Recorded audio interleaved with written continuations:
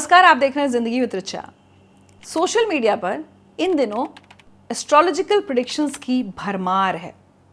कल क्या होगा, आने वाले साल में क्या होगा, आने वाले दिनों में क्या होने वाला है, जो हुआ वो क्यों हुआ, किसकी मृत्यु होने वाली है, जो लोग मारे गए उनके पिछले जन्म के कर्म क्या थे।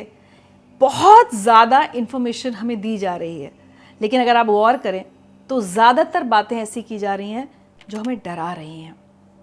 और ये आप में से बहुत सारे लोगों ने महसूस किया होगा। ठीक है, बहुत सारे एस्ट्रोलॉजर्स ने साल के शुरू में ही कहा था कि ये साल बहुत अच्छा नहीं है, और वो हमने देखा, चाहे वैश्विक स्तर पर हो चाहे हमारे देश के लिए बहुत सारी ऐसी घटनाएं हुई जो बहुत दुखद थी, जो नहीं होनी चाहिए थी, हादसे हुए एयर इंडिया जैसे।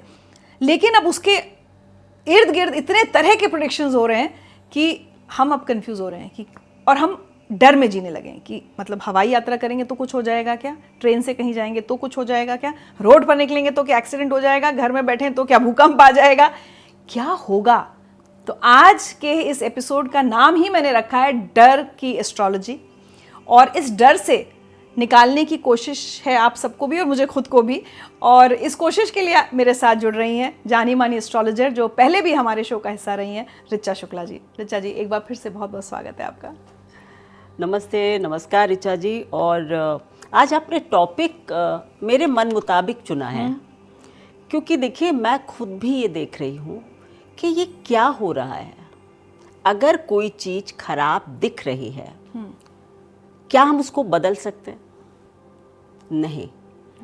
हम ये भी नहीं बता सकते कि किस पार्ट में ये होगा, क्योंकि हमने उतना ज्ञान अर्जित नहीं किया है। हम ये भी नहीं बता सकते कि ये दुर्घटना या एक्सीडेंट्स जो भी हैं वो हमारे लिए मतलब किस पार्ट में होंगे, कब होंगे, किस तारीख को होंगे, कुछ तो हम नहीं बता सकते। बस केवल एक अंधी भेड़ चाल में कि 2025 खराब है, बहुत खराब है, अभी तो पिक्चर बाकी है, अभी तो कम खराब हुआ है, अभी तो बहुत खराब होगा, बहुत बुरा होगा। ये मेरी समझ से बाहर है कि, और मैं पूछना चाहती हूँ उन ज्योतिषविदों से कि उनका आधार क्या है इसका, what is the base behind it. क्योंकि ये जो वो लोग कर रहे हैं प्रेडिक्शंस, ये ज्योतिष विधा की मेदिनी ज्योतिष के अंतर्गत आते हैं। अच्छा, मेदिनी, जिसको हम इंग्लिश में मंडेन एस्ट्रोलॉजी कहते हैं। ठीक। लैटिन वर्ड था और उससे मंडेन निकल कर आया, तो यानी कि इसको हम कहते हैं कलेक्टिव डेस्टिनी। मतलब एक बड़ी संख्या के लोगों को जो ज्योतिष के 3 भाग हैं। ठीक। होरा, संहिता और सिद्धांत। होरा जो हम आपके लिए आपकी पत्रिका देखते हैं, 1-to-1 एस्ट्रोलॉजी है ना, वो जब हम आपके ग्रहों की गणना करते हैं किसी व्यक्ति विशेष, तो वो होरा ज्योतिष होती है। ठीक। कलेक्टिव, जिसको अभी मैंने मेदिनी कहा, उसी को संहिता कहते हैं ज्योतिष में। संहिता का मतलब कलेक्टिव। अच्छा, एक संघ के रूप में, एक जुड़ गई जो चीजें, तो collective is the common word जो सबको समझ आ जाएगा। तीसरा है सिद्धांत। सिद्धांत एस्ट्रोनॉमिकल प्रिंसिपल्स। ज्योतिष की एक बहुत विशाल किताब है सूर्य सिद्धांत, जिसमें सारे ज्योतिष के सिद्धांतों का वर्णन है। वो बेसिकली ज्यादा एस्ट्रोनॉमी को टच करती है। तो अब जो मेदिनी ज्योतिष है, आज मैं आपके सामने मतलब इस चैनल पर कहती हूँ, मैंने कभी प्रैक्टिस नहीं की है, बिकॉज मुझे होरा करने से ही फुर्सत नहीं थी। लेकिन अब इतना ज़्यादा जब लोग मेदिनी पर बोल रहे हैं, तो मुझे लगा कि थोड़ा मुझे भी जानना पड़ेगा कि भाई क्या हो रहा है, आप आधार क्या है आपका।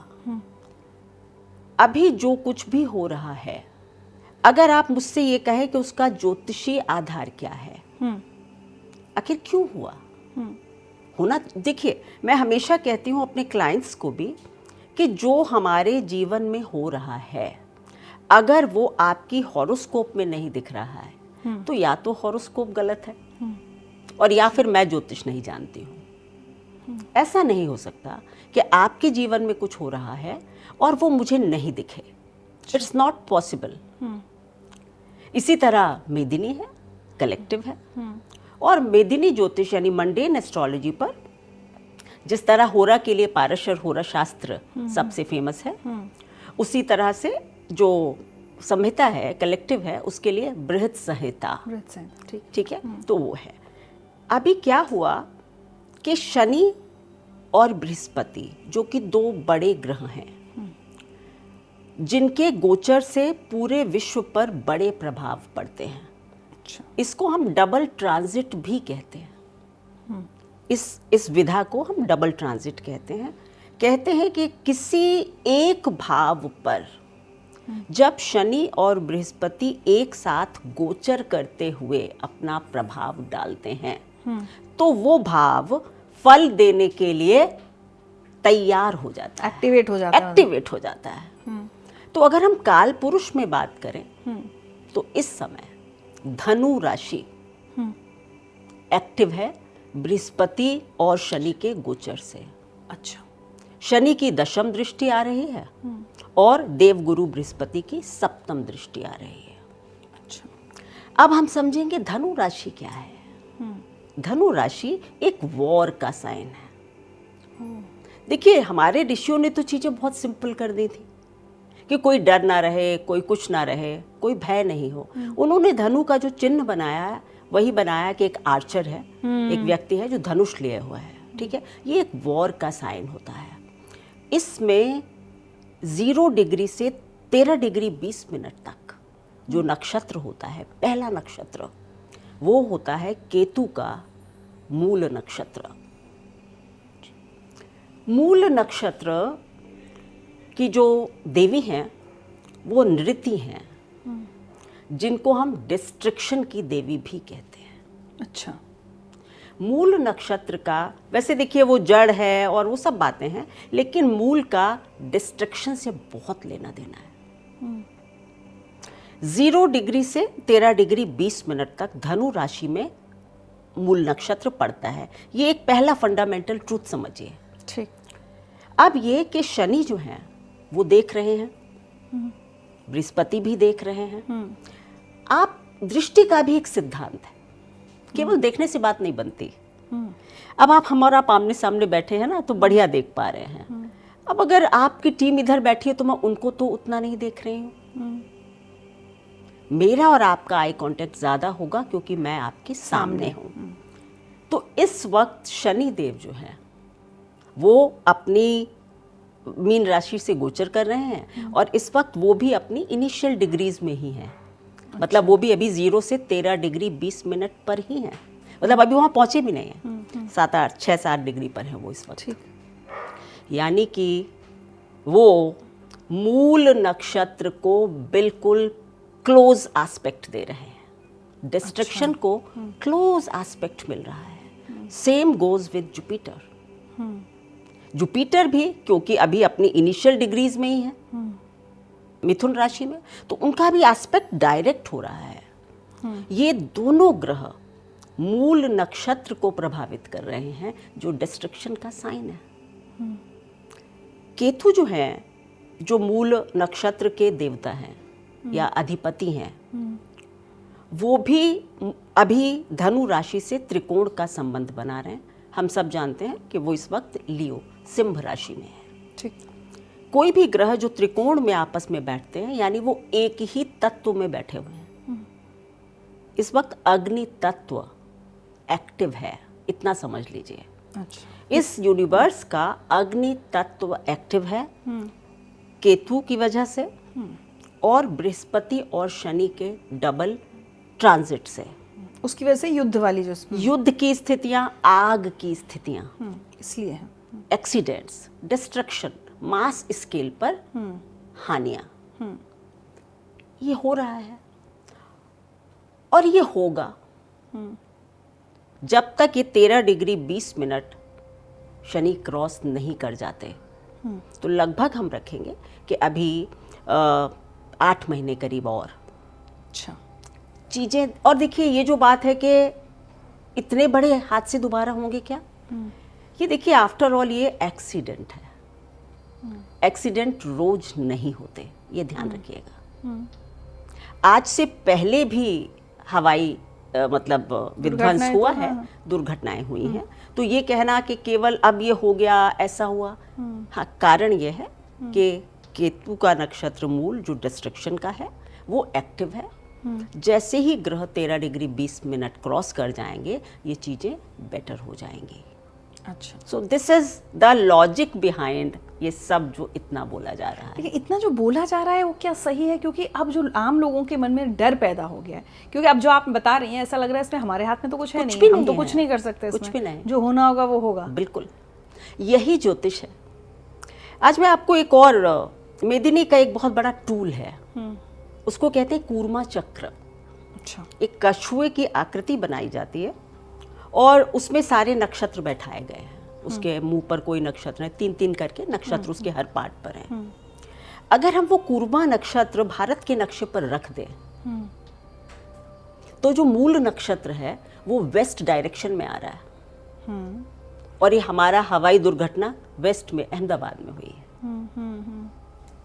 वो मैं आपको आप दिखाएं अपनी स्क्रीन पर, मैं आपको दिखाऊंगी तो आप दिखा सकती है अपनी स्क्रीन पर कि किस तरह से मूल नक्षत्र कूर्मा चक्र में भारत के पश्चिम प्रदेश में पड़ रहा है।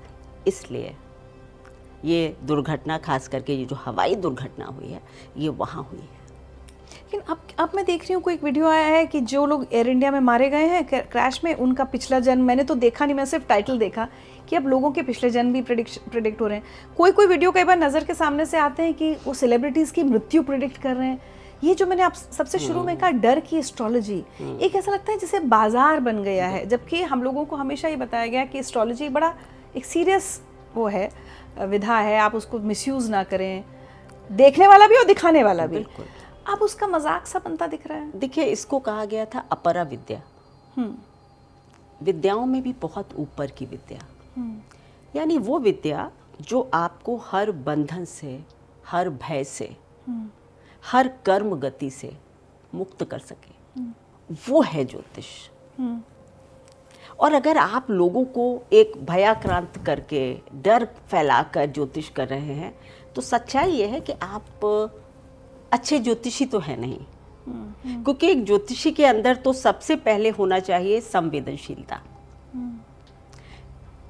मुझे कुछ व्यक्तियों के लिए, मैं नाम नहीं लूंगी, मुझे उनकी संवेदनशीलता को देखकर दया आ रही है कि आप किसी भी व्यक्ति के बच्चे की मृत्यु ऑन टीवी चैनल कैसे बोल सकते हैं।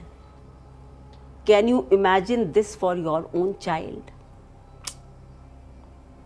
मुझे पता है कि उनके ऊपर आपके इस प्रिडिक्शन का कोई फर्क नहीं पड़ेगा, क्योंकि उनका अपना बच्चा है और वो उसकी सिक्योरिटी का खुद देख रहे होंगे, आपसे अच्छे ज्योतिषियों से मिल रहे होंगे। पहला तो असंवेदनशीलता, और दूसरा ये कि आधार क्या है, आपको उसकी पत्रिका अवेलेबल किसने करवाई, वो एग्जैक्टली कहाँ से आई। सेलिब्रिटीज़ के तलाक हो रहे हैं, मारपीट होगी, तलाक होगी, किसने लाकर इनकी शादी नहीं चलेगी, यही आपको वो पत्रिका। फिर जब कोई कहता है कि आपके पास आधार क्या है, तो वो कहते हैं एक गुप्त विद्या है ये मेरे पास। अब इस पर तो कोई प्रश्न ही नहीं कर सकता, गुप्त है तो बस सभी गुप्त है। बट एटलीस्ट आप ज्योतिष फ्रेटर्निटी के लिए तो बताइए आपका आधार क्या है। आज मैंने आपको बताया ना, आधार ये है। मेदिनी में आ रहा है कि मूल नक्षत्र इस वक्त एक्टिव है, ये सब डिस्ट्रक्शन हो रहा है।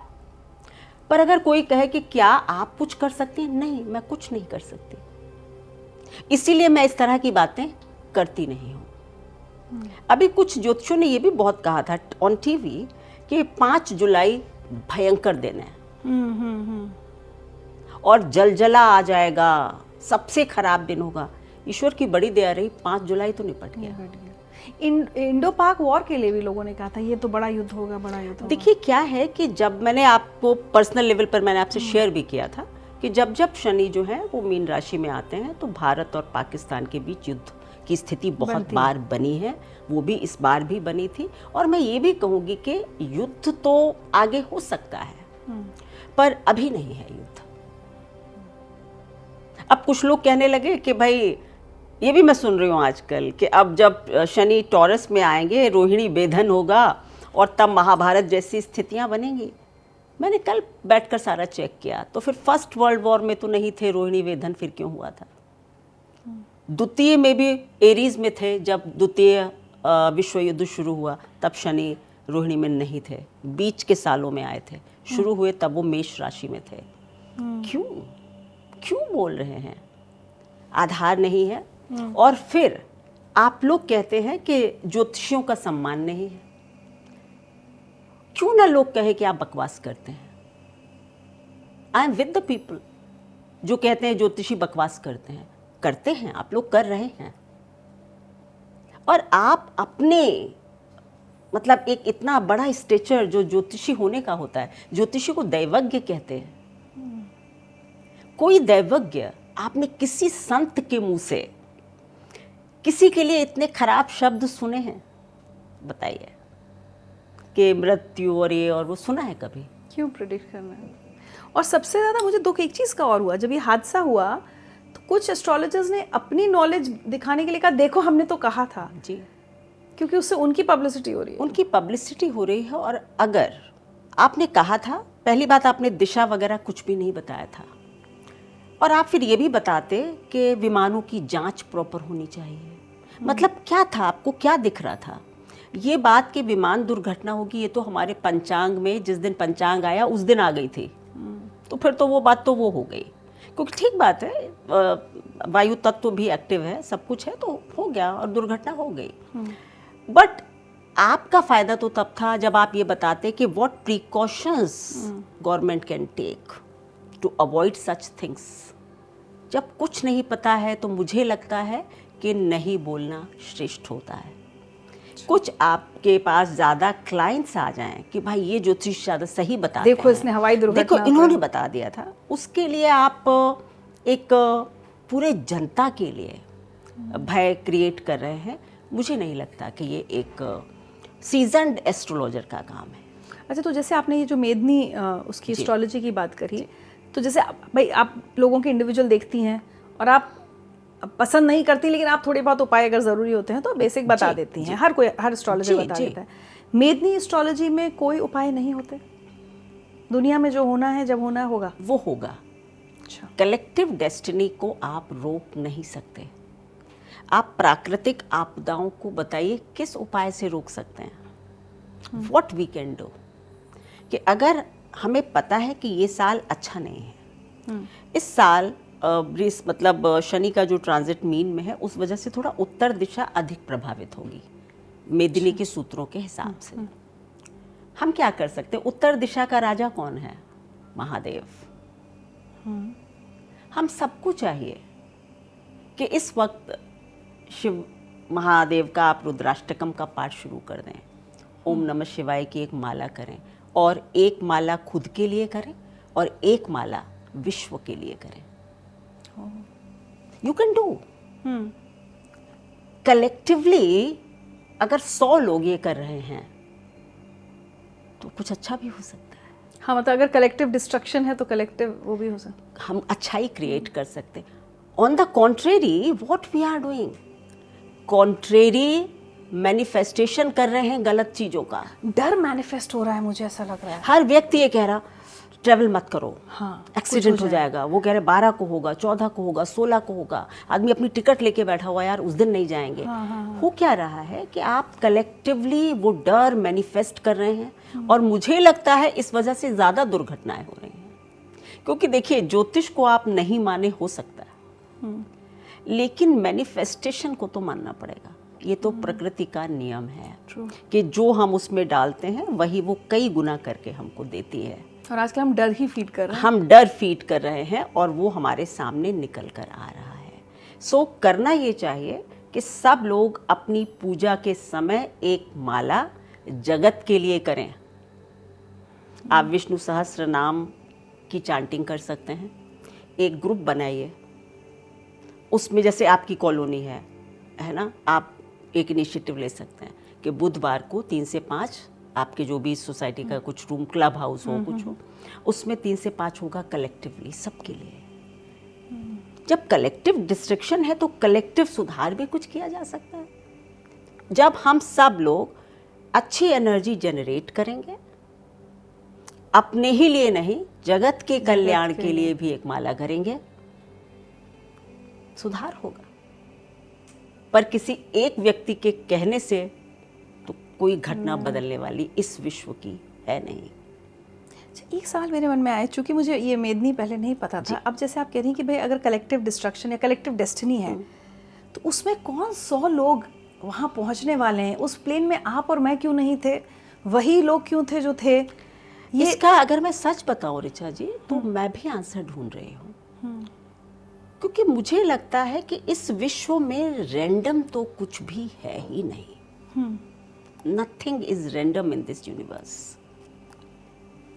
सब कुछ बहुत सिस्टमैटिक है और बहुत ही हर घटनाक्रम एक दूसरे घटनाक्रम से जुड़ा हुआ है। मुझे लगता है, अब मेरे साथ हैं लोग या नहीं, ये मेरी अपनी नॉलेज है या मेरी अपनी समझ है, इससे ज्योतिष का कोई लेना देना नहीं। मुझे लगता है कि या तो उन सब लोगों के कुछ कलेक्टिव कर्म उनको वहां तक ले गए, और या फिर उन सब की मृत्यु इस तरह से लिखी थी तो सबने कहा भाई अलग अलग कहाँ, एक जगह इकट्ठा करो और खत्म करो। डेस्टिनी ने ऐसा कर दिया। There could be only like these 2 options, nothing else. क्योंकि उसमें एक बचा भी है, उसका क्या? उसकी मृत्यु नहीं थी, नहीं थी। वो गलती से चढ़ा, उसको प्रकृति का तुम कूदो, तुम्हें नहीं लेने आए। और वो तो कह रहा है मुझे पता ही नहीं चला मैं बाहर कैसे आ गया। That's it. He is not even aware. या बिकॉज उसको नहीं जाना था। और क्योंकि जब मैं एक ज्योतिषी के रूप में ये मानती हूँ कि सारी घटनाएं बहुत घटनाक्रमबद्ध तरीके से, क्रमबद्ध तरीके से होता है, तो ये रैंडम नहीं है कुछ भी। या तो वही बात है कि अब हम अलग अलग सबको ढूंढें और इन सबको एक ही तरीके से जाना है, तो इकट्ठा किया और अपना सिस्टम में डाल दिया कि चलो बटन दबा दिया। और या फिर ये कि कुछ कलेक्टिव कर्म ही था उनका सबका, जो उनको एक जगह ले गया और इस अंत को, जो कि बहुत ही दुखद है, बहुत दुखद है, और ये पहुंचाया। बट इतना मैं सोचती हूँ कि काफ़ी खुद को मैंने जीवन में इवॉल्व किया है और चीज़ों को समझा है, लेकिन उसके बाद भी ये चीज़ अभी मुझे थोड़ा परेशान करती है। मैं भी कुछ सालों में इसका कुछ और बेहतर आंसर आपको दे पाऊँ। अच्छा, तारीखों की जब बात करें तो जैसे आपने 5 जुलाई कहा, ऐसी 28 जुलाई तक के लिए ज़्यादा डराया गया है। जी। ऐसा क्या है 28 जुलाई हाँ, में? और क्या 28 जुलाई के बाद चीज़ें कुछ? हाँ, नहीं एकदम कुछ भी नहीं बदलेगा, लेकिन 28 जुलाई तक इसलिए क्योंकि मंगल और केतु एक साथ हैं फायर साइन में। अच्छा, ठीक है। और ये दोनों ही ग्रह कहीं ना कहीं 8th हाउस के रूलर्स हैं। मंगल तो है ही है और केतु को रूलर है।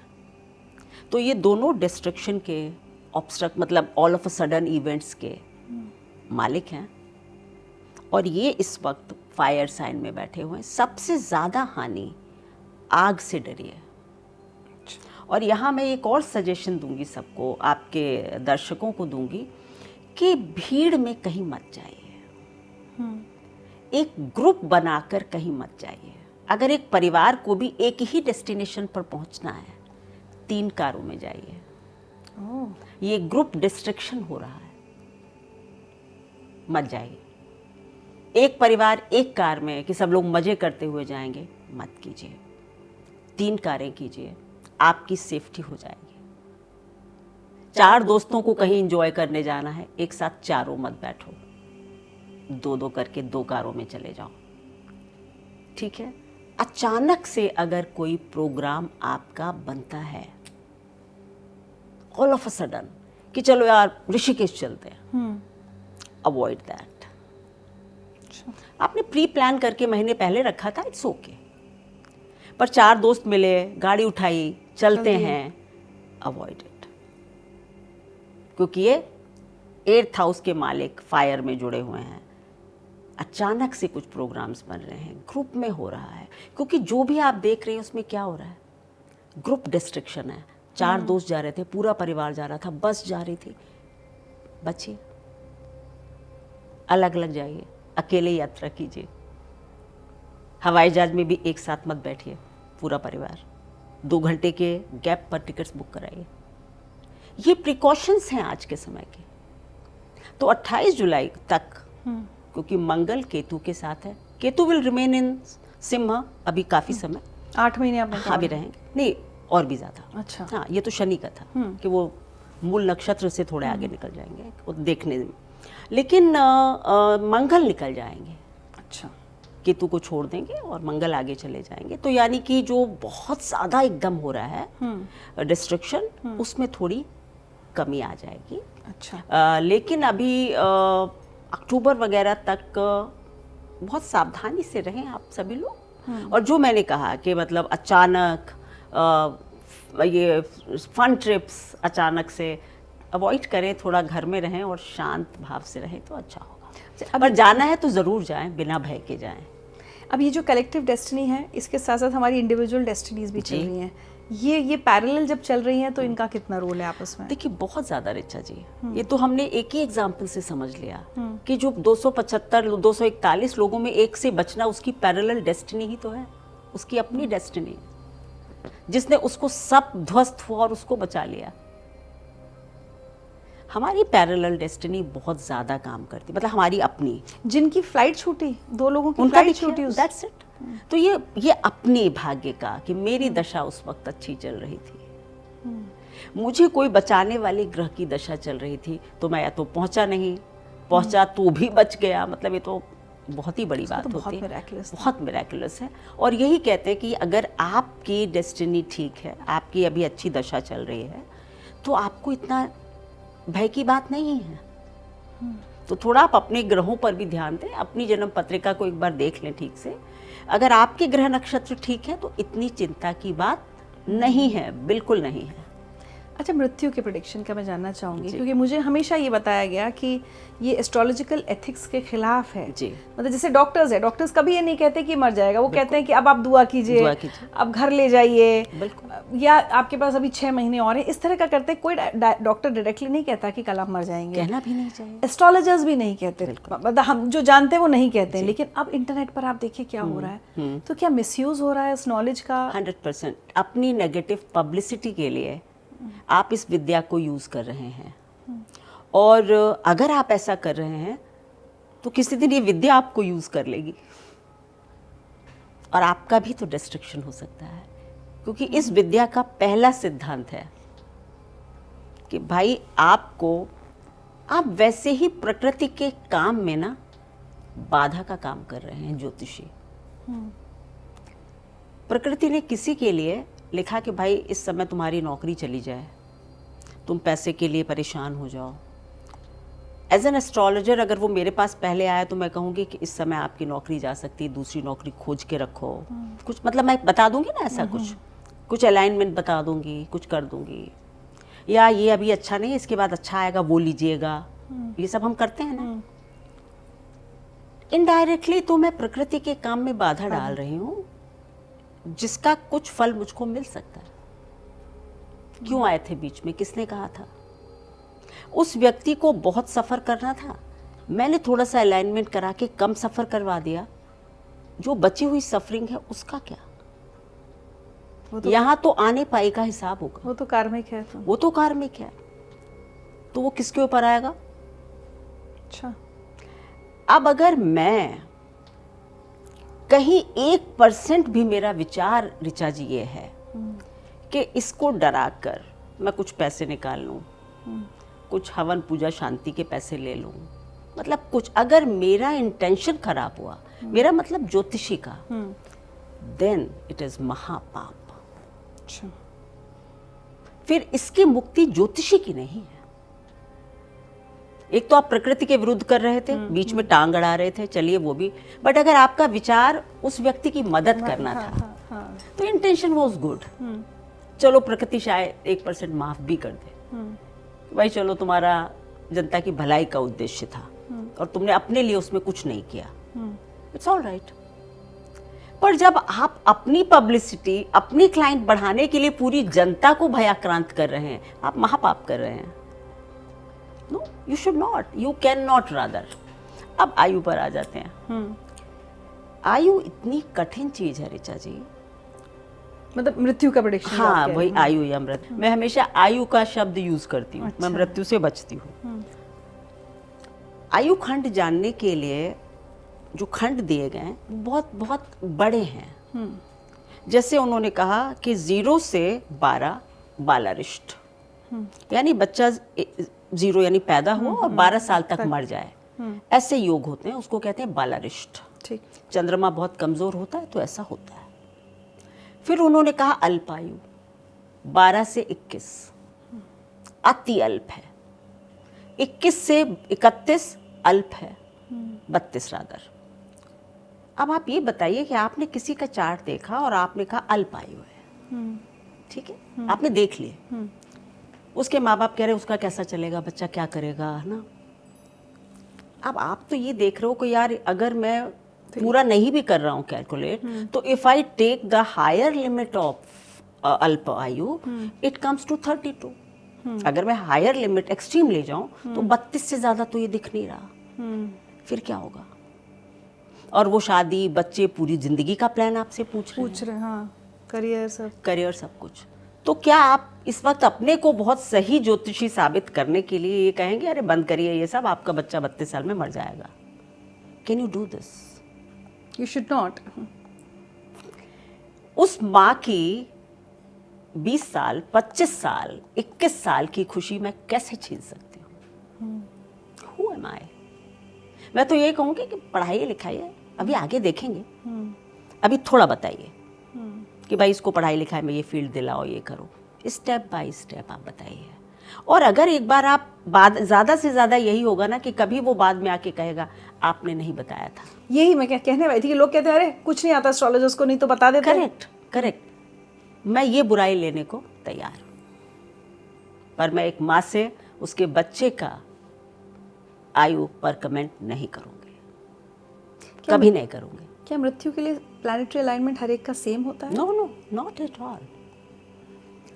हमारे सबकी कुंडली के लग्न बदलते ही ना इंग्रेडिएंट्स बदल जाते हैं। तो अष्टम भाव, तृतीय भाव, सप्तम भाव, द्वितीय भाव, ये 4 भाव हैं जिनसे हम आपकी आयु किस तरह से मृत्यु होगी, कब होगी, फिर बहुत सारी डीप चीज़ें हैं। 64 नवामशा, 22 द्रेशकौन। मैंने वही कहा कि लोगों ने इतना पढ़ा ही नहीं है। कहाँ बोल रहे हो, क्यों बोल रहे हो? और अगर कोई बहुत अचानक से ज़्यादा विद्या आ गई है तो उसको इस तरह बदनाम क्यों कर रहे हो? तो आप इसके खिलाफ हैं जो प्रेडिक्शंस 100% हो रहे हैं? 100%। और शायद आज आपके चैनल पर आई ही मैं इस वजह से हूँ क्योंकि आप पूरी फ्रेटर्निटी को एक कटघरे में लाकर खड़ा कर रहे हैं कि ये ज्योतिषी ऐसी बातें करते हैं। मैं तो नहीं करती। मेरा एक भी क्लाइंट, 24 साल की मेरी प्रैक्टिस है, एक क्लाइंट नहीं कह सकता कि इन्होंने मुझसे अपनी फीस के अलावा कोई भी फेवर लिया है या डर की एस्ट्रोलॉजी की है। हर ने ये कहा कि मतलब जाकर हम चैन से सोए हैं कि भाई ठीक है यार, सबके में होती हैं खराबियां। इस जिंदगी में जिसमें आप रह रहे हो ना, इस दुनिया में, इसको कहते हैं मृत्यु लोक। इसका एक ही सच है कि जिसका आरंभ है उसका अंत है, निश्चित, और कुछ निश्चित नहीं है। तो जीवन में जो परेशानी शुरू हुई है उसका भी अंत निश्चित है, जो सुख आया है उसका भी अंत निश्चित है। हर का सब कुछ अंत होगा। तो जब दुख हो तो ईश्वर से रौ लगाइए और उनसे उस दुख से पार जाने की क्षमता मांगिए। मुंह बंद रखिए। ये बहुत गलत कहावतें हैं कि दूसरों के मतलब दुख बांटने से बंटता है। आज के समय का ये सिद्धांत नहीं है। लोग आपके उस कमजोर समय का फायदा उठा लेंगे। हमेशा जब दुख हो, यानी, और ये सिद्धांत कभी बदलेगा नहीं, दुख आया है तो इसका अंत निश्चित है। वो समय चुपचाप काटो, वो समय चुपचाप काटिए। और जब बहुत अच्छा समय चल रहा हो तो ग्रेटिट्यूड में चुपचाप काटिए। बोलना तो भी नहीं है, क्योंकि आप बोले और पता नहीं कल ही उसके अंत का समय था। फिर क्या, कितनी किरकिरी होगी। आपने कहा जी मर्सिडीज ले लिए, आपको क्या पता कल उस मर्सिडीज का अंत नहीं लिखा है। Who knows? तो ना तो सुख में ना दुख में मुंह मत खोलिए और दोनों स्थितियों में ईश्वर को याद करना है। एक में शक्ति मांगिए और दूसरे में धन्यवाद करके थोड़ी नाक रगड़िए कि दे दिया है प्रभु। अंत तो इसका भी होगा, I know, nothing is permanent. मुझे ऋचा जी से बात करना इसीलिए अच्छा लगता है कि बहुत प्रैक्टिकल जो भी बात आप कहती हैं, तो अब उसी प्रैक्टिकल सेंस के साथ, अगर हम कहें उस विजडम के साथ, कि लोगों के मन से ये जो डर है वो निकले। बच्चा एग्जैक्टली 6 महीने हो गए इस साल को, और बहुत बुरा देख लिया है इस देश ने भी, उस दुनिया ने भी। आप देखिए पैलेस्टीन में, हर जगह, ईरान, इजराइल, क्या हो रहा है। अब आगे क्या? 8 महीने करीब और हमें अभी देखना होगा, संभल कर रहना है। और अभी ये डिस्ट्रक्शन वगैरह एकदम तो नहीं रुकेगा, अभी होगा। लेकिन 8 महीने के बाद जब शनि आगे बढ़ जाएंगे, मूल नक्षत्र से उनकी दृष्टि हट जाएगी, तब चीज़ें बेहतर होंगी। अच्छा, इसमें ऐसे भी होता है, जैसे क्या हो रहा था, जब याद है आपको, जब ये इंडिया पाकिस्तान का हो रहा था तो बहुत तरह के प्रेडिक्शंस हो रहे थे। कोई कह रहा था ना सीज फायर नहीं होगा, ये तो युद्ध होगा ही होगा। फिर कुछ ये कह रहे थे कि नहीं, इसमें अब अगर प्राइम मिनिस्टर मोदी हैं तो उनका अपना इंडिविजुअल चार्ट क्या है, वो क्या डिसीजन लेते हैं, उसका भी एक फैक्टर होगा। तो ये सब फैक्टर्स भी काउंट करते हैं। हाँ, देखिए मेदिनी में सब कुछ काउंट करेगा, क्योंकि जैसे हमारा घर है तो उसमें हम क्यों पूछते हैं कि किसके नाम से प्रॉपर्टी ले लें। ये ज्योतिषी के पास आप लोग पूछते हैं ना कि प्रॉपर्टी लेना चाह रहे हैं, किसके नाम से ले लें। अच्छा, हमने आपकी भी देखी, आपके पति की भी, बच्चे, फिर हम कहेंगे आप पति के नाम से ले लीजिए, इनका अच्छा दिख रहा है। उसी तरह से, क्योंकि वो उस वक्त उस प्रॉपर्टी का मालिक हो जाएगा। उस प्रॉपर्टी का मालिक होते ही उसके स्टार्स उस प्रॉपर्टी के साथ जुड़ जाएंगे। अच्छा, जैसे वो साइन करेगा, ये डील हुई और स्टार्स आपके काम करने लगे। Same is with country. जो देश का इस वक्त राजा है, नेतृत्व है, बहुत कुछ डिपेंड करेगा उसके स्टार्स पर। अगर अपने उसके बहुत कमजोर स्टार्स चल रहे होंगे तो देश को नुकसान ज्यादा होगा, क्योंकि राजा ही वीक है। अच्छा, इस वक्त मैं बहुत बड़ा तो नहीं, मतलब ऐसे बहुत ज़्यादा मैंने नहीं देखा है, लेकिन अभी आने वाले समय में मुस्लिम कंट्रीज़ में तो शीर्ष नेतृत्व को कहीं ना कहीं तो कोई हानि होगी। अच्छा, कुछ हो सकती है ऐसा, क्योंकि मेदिनी ज्योतिष में जो 10वां स्थान होता है वो होता है सरकार का, सरकार, प्रजातंत्र का, तो पाकिस्तान भी शामिल है, हर कोई है। मतलब वहाँ देखिएगा, कुछ शीर्ष नेतृत्व नीचे जाए, ऊपर जाए, खराब हो, कुछ तो होगा मुस्लिम कंट्रीज में। वो इसलिए कह रही हूँ क्योंकि राहु के, जब हमारा नव वर्ष का चैत्र प्रतिपदा को प्रवेश था, उस दिन सूर्य राहु केतु एक्सिस में था। तो मैंने कहा ना, मैंने मेदिनी कभी की नहीं है, आप इतने लोगों ने बोला है तो मैंने कहा थोड़ा मैं भी देखती हूँ कि आखिर क्या है। तो ये कुछ हो सकता है कि राहु मुस्लिम कंट्रीज़ को रिप्रेजेंट करता है ज्योतिष में, तो वहाँ कहीं ऐसा कुछ सत्ता का गड़बड़, शीर्ष नेतृत्व को नुकसान और इस तरह की चीज़ें कुछ हो सकती है। वो अभी आगे आने वाले समय में है। भारत के लिए लगातार जो हम प्रेडिक्शंस, और मैं सारे वो आपसे पूछूं जो हम लोग, जो मैं बार बार कह रही हूँ, जो मार्केट चल रहा है समय, जी, कि भारत के लिए बहुत, क्योंकि हर तरफ से नेबरिंग कंट्री से खतरा ही है वो। लेकिन जैसे आपने कहा कि अब नेतृत्व में मोदी जी के स्टार्स इस समय कैसे अलाइन है हमको नहीं पता, तो भारत के लिए आने वाला, देखिए क्या है ना कि मोदी जी की पत्रिका में भी 2 चीजें काफी चलती हैं कि भाई उनकी वृश्चिक लग्न है या तुला लग्न है। जहाँ तक मेरा मानना है उनकी वृश्चिक लग्न है, मतलब उनकी पर्सनालिटी और उनकी लाइफ के ग्राफ को देखें तो, ठीक है, ऐसा मेरा मानना है। इसमें भी मैं किसी डिबेट में पढ़ना नहीं चाहती हूँ। और मैंने उनकी कुंडली पर खुद बहुत सारे प्रिडिक्शंस किए जो ईश्वर की दया रही कि थोड़े ठीक हो गए, तो मुझे थोड़ा फेथ हुआ कि शायद ये ठीक है। तो देखिए, जो उनकी चंद्रमा की दशा थी, ज्योतिष में बहुत सुंदरता है। उनका चंद्रमा लग्न में बैठा हुआ है भाग्य का मालिक, जो कि नीच का है, और उसको नीच भंग उनका लग्न लॉर्ड दे रहा है, क्योंकि लग्न का मालिक मंगल वही बैठा हुआ है, ऐसा मैं मानती हूँ।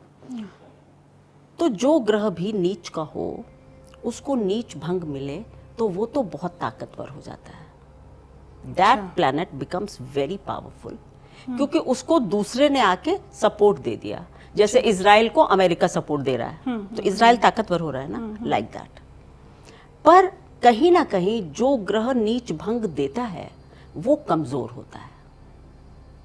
ये भी एक बात है, क्योंकि उसने अपनी अच्छाई बहुत सारी उस कमज़ोर को दे दी, तो वो कमज़ोर हो गया। अब जो चंद्रमा की दशा थी वो इनकी बेस्ट दशा थी, जब ये लैंडस्लाइड विक्ट्री के साथ आए थे नीच के चंद्रमा में। और जब मंगल में आए, क्योंकि मंगल नीच भंग दे रहा है तो लग्न लॉर्ड, लेकिन छठे घर का मालिक है और लग्न का भी मालिक है, और नीच भंग को दे चुका है, यानी अपने को कमजोर कर चुका है। तो ये मंगल की दशा जब आई, सब लोग कह रहे थे ये वो, लेकिन मैंने तभी भी कहा था कि इस बार की विक्ट्री में इनको वो बात नहीं आएगा, वो मज़ा नहीं है, क्योंकि ये ग्रह चंद्रमा से वीक है। सो मैं नहीं कहूँगी कि मोदी जी की वन ऑफ द बेस्ट दशा चल रही है, मैं ऐसा नहीं कहूँगी। चंद्रमा की बेस्ट दशा थी।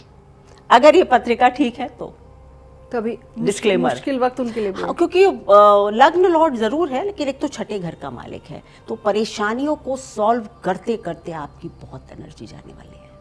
हर दिन कोई एक नया इशू या कुछ इस तरह की चीजें आपको आ सकती है। और भारत के लिए आने वाला ओवरऑल अगर मैं भारत की बात करूं, चाहे कोई कुछ भी कहे, लेकिन मैं ये कहूंगी कि भारत तो अभी आगे जाएगा।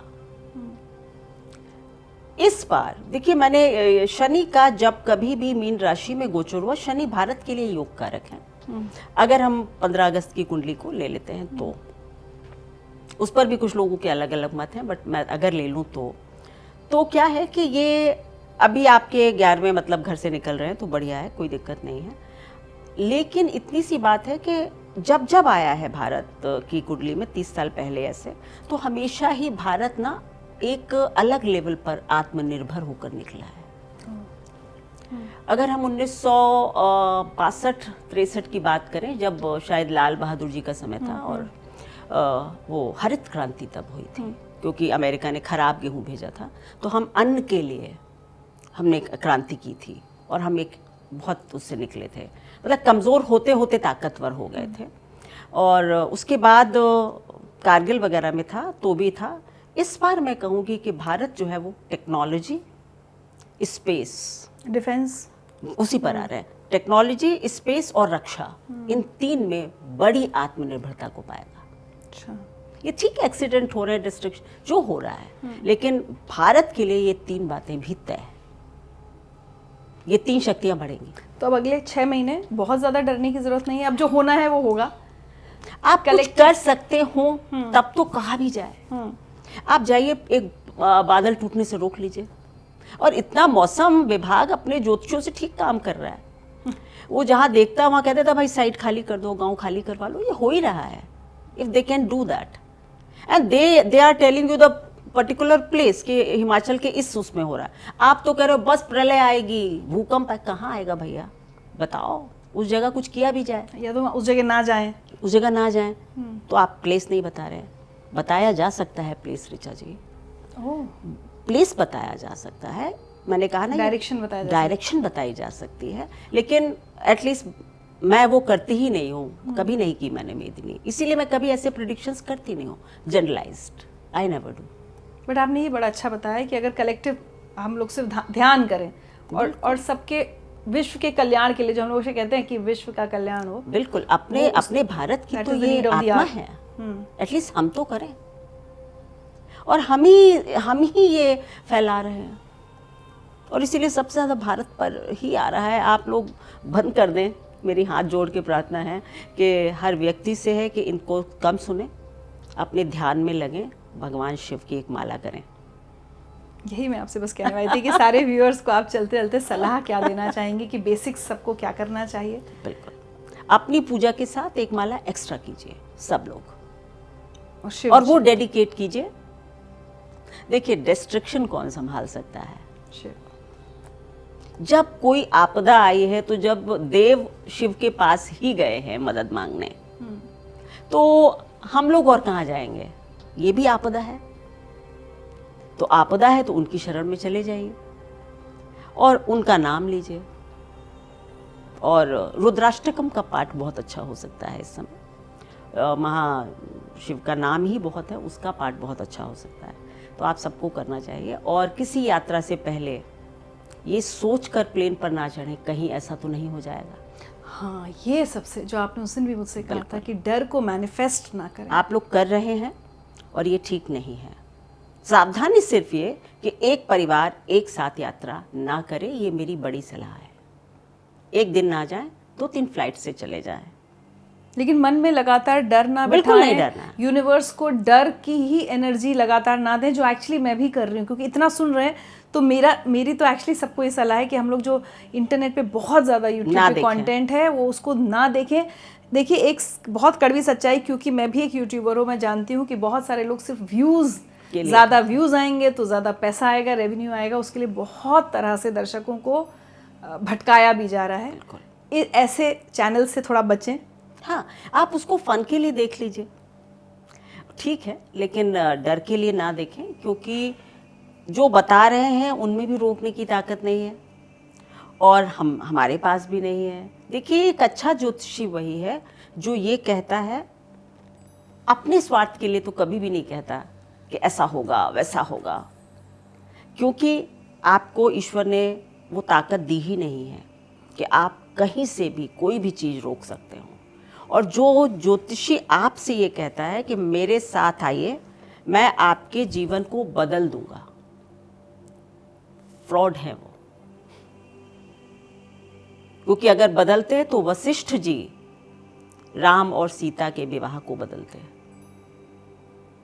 अगर बदल सकते तो फिर अर्जुन को इतना बड़ा संदेश पूरी गीता का ना देते, कोई उपाय बता देते कि ऐसा कर लो, 5 गांव मिल जाएंगे, थोड़ा दान कर दो, मंगल का कुछ कर लो, थोड़ा कर दो, कुछ गाड़ दो, कुछ उठा लो, कुछ खा लो। नहीं कहा। किसका उपदेश दिया? कर्म का।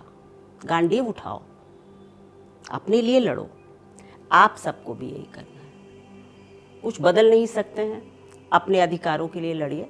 आप अपना अधिकार का उपयोग करें, गांडीव उठाएं।